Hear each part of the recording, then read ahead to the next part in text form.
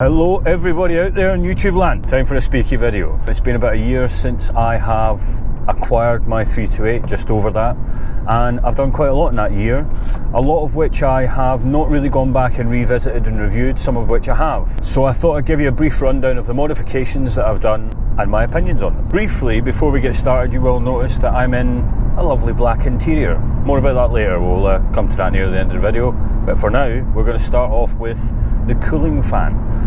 The electric fan that I installed on my 323, you may or may not know that I've not transferred that over to the 328. I'm still running a viscous fan on the 328, and the main reason for that is because when I installed the electric fan, the thermocouple that was used to control when the fan comes on and off was a bit old-fashioned. It was stuffed into the top radiator hose. Now, it worked in the 323, it didn't really cause me any problems, but only because I used an almighty amount of pressure on a Jubilee clip, actually two Jubilee clips, to hold that top radiator pipe closed on top of that, what would you call it, that thermocouple wire. In other words, not an ideal solution for the situation, and something I wouldn't really repeat. I will go back to an electric fan at some point, but I would prefer to do it with a proper adapter piece. Negotiating around about here, folks, bear with me. Which is essentially a small tube with a bung in it which accepts a temperature sensor. I believe that's a much neater way of doing it, introduces less leaks, and I don't know, it'd just be a much more elegant solution. So yes, I would go back to electric fan, even though, to be fair, didn't really give much benefit, and I learned in the long run that the viscous fan was getting chewed up by bad engine mounts, not any other reason. Okay, so we move onwards to the good old purple tag rack. Now, it might make you laugh that I'm now running my third purple tack rack in this 328. The first one I got had a dead spot in the middle of it pretty much from when I got it. Bummer, there you go, it's a chance you take. The second one I got, I decided to avoid any problems like that, I'd buy a remanufactured rack. Well, bollocks, was it remanufactured? It was a regular rack, and as far as I'm concerned, all they did was clean it and paint it black and then sell it on. I'm fairly sure of that because within about 3 months, both the main rack end seals popped and I had fluid pouring into the gaiters at the ends of the steering rack. So off went that one, and the third one appeared, which was fairly dirty, but seems to be much more successful. I wouldn't go back from the purple tag rack, guys. It's been so long since I've driven a regular one, I forgot what it is like. But the purple tag rack definitely gives me a lot of an easier time when I'm parking a car. I know it sounds a bit grandad, but that's the way it is. It feels better on the road, the car's more pointy, and I think it's a no-brainer. It fits in the car dead easy, stick the track rod ends on from the E36 and off you go. And I will be making a detailed video of a point of view comparing the purple tag rack with Natalie's E36 M3 3-litre rack, which is a completely different ratio rack. And we're going to attempt to do that with a situation that compares them like for like, so we drive them in the same fashion, down the same route, and make the same turns, so you can really see what difference this rack makes in real life, guys. So stay tuned for that on the channel. I've made promises via the comments, I'm going to do that, I will follow through. The next thing I suppose that you could call a project or a mod that I did was to make my own polyurethane bush. The polyurethane bush worked perfectly in the end. What can I say about it? Really, it's a bush that doesn't do very much, to be honest. That's why I had a go at doing it. It's still in the car as we speak. It's the stabiliser bush that sits at the back of the aluminium arm in the gearbox, and it works perfectly. Don't get any noises from it. Gears shifts feel absolutely cracking in this car, and you know that polyurethane bush is not easy to buy, so don't be afraid. Get yourself set of polyurethane rubber, not plastic like I did the first time, and go for it. Cast your own bush, stick a hole in, and off you go, guys. Great little mod, great little DIY. Okay, then we move forward to one of the big boys, the M50 Manifold. The M50 Manifold, what do we say about that? Do it, that's all I'll say about that. Don't mess around, don't read what you believe on the forums. It is definitely an improvement in drivability. Whether it gives a lot of power increase or not, I'm not really fussed. But if you want to drive the car and use the revs of the engine, there's no substitute for the way the M50 Manifold breathes up the top of the rev range. It's simply unparalleled compared to the standard M52 Manifold. Okay, you might lose a bit of torque down low, but really that gain up the top end, the way the car feels as it draws towards the red line, it's fantastic. I did make a few errors as I put it together. Now, one of those I alluded to in the video that I made, where I think that I'd got the copper pipes a little bit the wrong length. It turned out that I was right. And what happened then was, as the manifold heated up and a bit of oil got in there, the main pipe that feeds the vacuum into the back of the intake manifold decided it was going to pop itself out, and I got a huge vacuum leak. It was easily fixable. I was able to adapt the modification slightly without having to take all the copper pipes apart, and we ended up with a manifold that is in the car as we speak and running absolutely perfectly. Apart from that, I've since made another one for my best friend. That one's been completely successful, hasn't had the same problem because we made sure the lengths of the pipes were right and there was no tension under it, and it runs beautifully well. To add to that, let's give you a little idea of how maintenance works. I just did the crankcase ventilation valve on my friend's car, which involved, I thought, possibly removing the intake manifold. Because of the way you have to design all the bits and bobs that go in the back of the manifold, I thought, here we go, might have to take the whole thing off. I didn't. I was able to take the CCV valve off the back of the manifold with it in place. It was a little bit fiddling about, but no problem. So it's, again, a no-brainer. Get out there, do it, get yourself a mapped ECU, or maybe start thinking about mapping it yourself. We'll come to that a bit more later as well. One of the next big projects we did an auto to manual swap. There's not a lot I can say about the auto to manual swap, guys. It's something which is a choice item. If you want to drive an automatic car, go ahead and please yourself. But the slush box in these E36s is pretty rubbish. So there was no way I was going to stick with that. The whole reason that I bought this car was to take the engine out. When I wasn't doing that, I had to swap the gearbox. It was an easy swap, everything went absolutely perfectly. To let you out there know, I'm running the Getrag Gearbox from my 323 in my 328, and I haven't had any problems with it yet. I do know that the general consensus is it's not as strong a gearbox as the ZF, but I've not found that yet. A couple of points to mention about the gearbox swap. First of all, the short shifter I put on it works absolutely perfect. It's probably a bit more complicated than it has to be because it's an extendable one. It changes the height of the stick and the throw of the short shift. I'm never going to change either of them. I've got the stick as low as it can go and I've got the shift as short as it can be.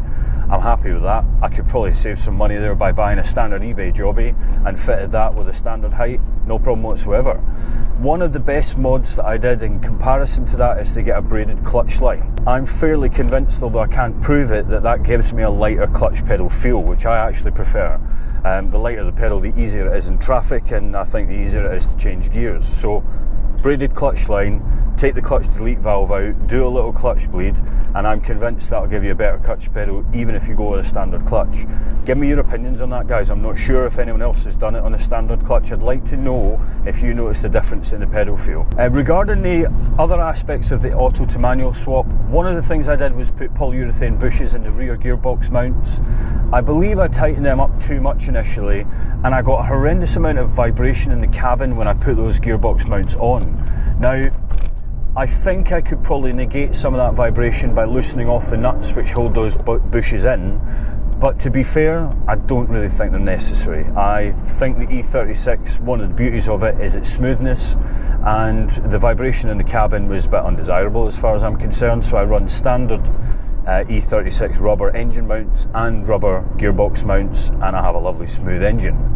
The one thing I would definitely like to go to is to have a lightweight flywheel. If you've watched my auto to manual swap video, you'll know that I originally bought a lightweight flywheel and made a cock-up.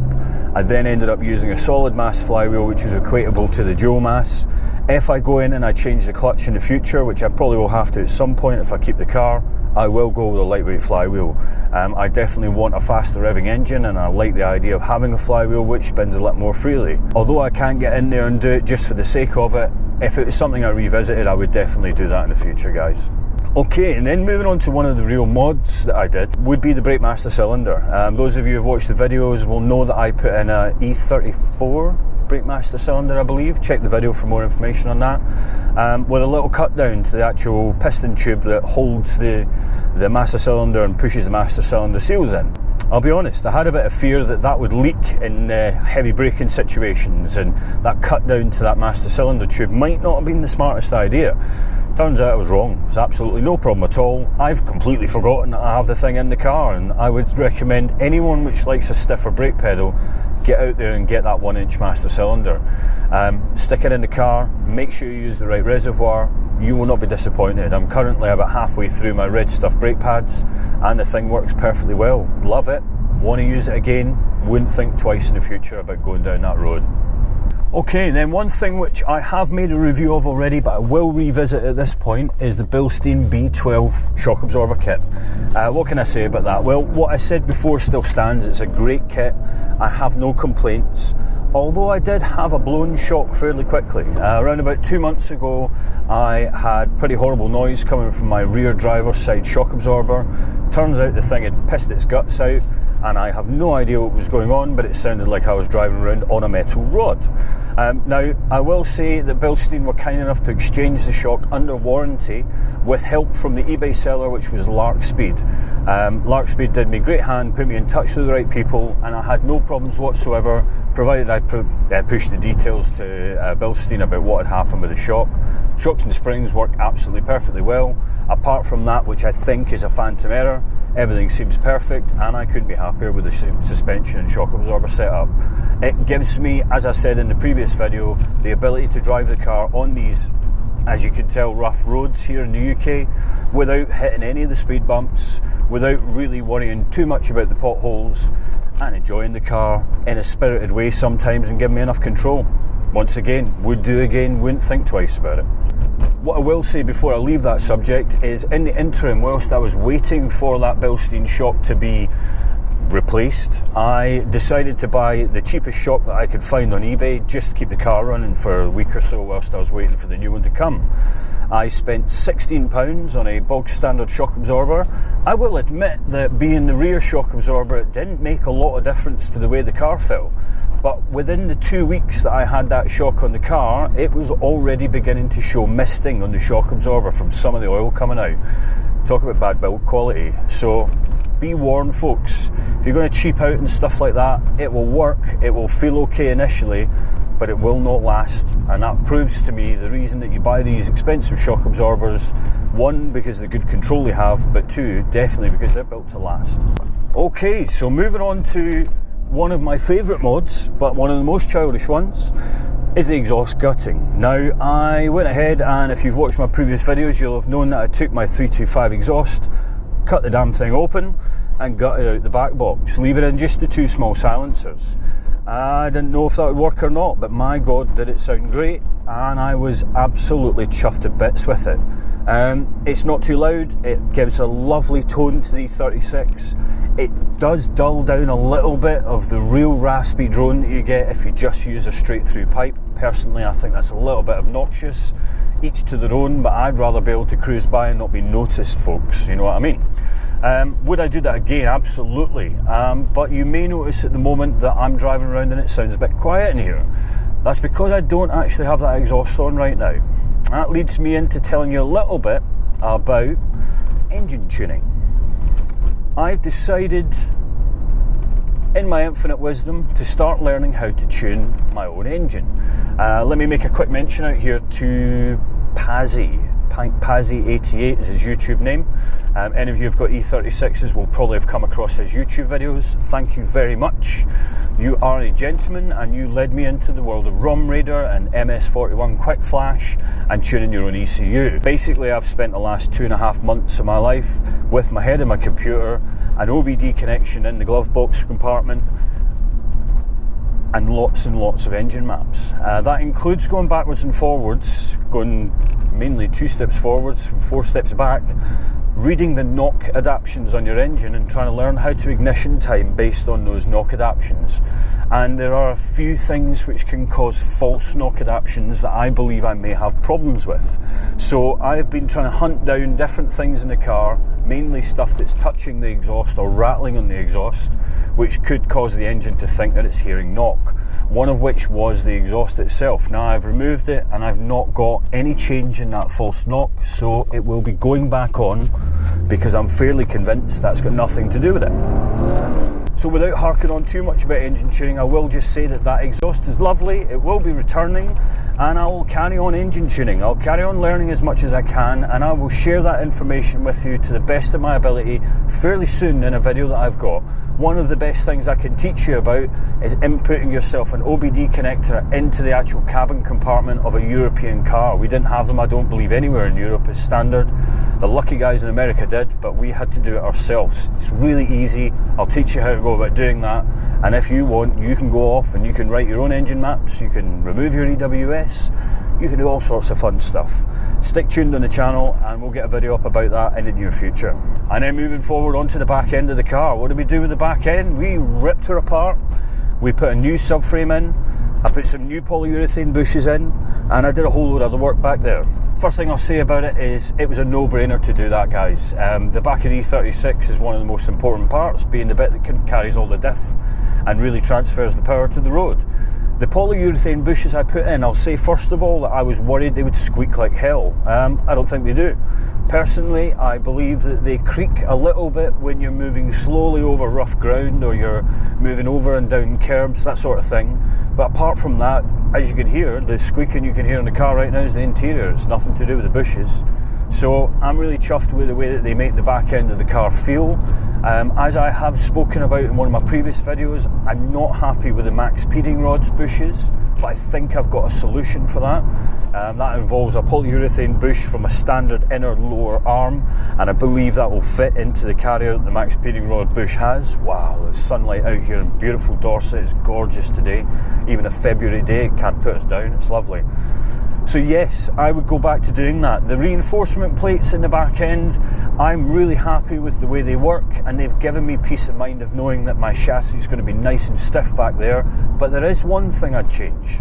For some strange reason, when I put those things in, I made quite a big point of talking about how I was zinc coating them to make sure they didn't rust once they'd gone in. The one thing I didn't think about was seam sealer. I don't really see any problem with lathering a bunch of seam sealer around the edges of those plates once you've installed them to keep away any moisture. The only thing I can think of is if you do that and everything's not completely dry, then yeah, I suppose there's a problem where you might get moisture in the plate and you might not see it start to rust. Whereas if you don't do that, you'll see the rust beginning and you can deal with it pretty quickly. But yeah, I think if I did it again, I'd give it some seam sealer, keep the water out, and make sure everything is nice and tight and buttoned up back there. But yeah, back of the car feels absolutely brilliant, no complaints. Would I do it again? No question about it, I'd do it on any E36. So there you go, guys, that's a basic rundown of all of the mods, the changes that I've done to the E36 over the last year and a bit. I hope that gives you an idea of some of the stuff that I've done and why I did some of the changes, if I benefited or if I didn't. There's going to be loads more stuff coming up, including me talking a bit more about this interior. As you may see, I'm sitting in a lovely black car.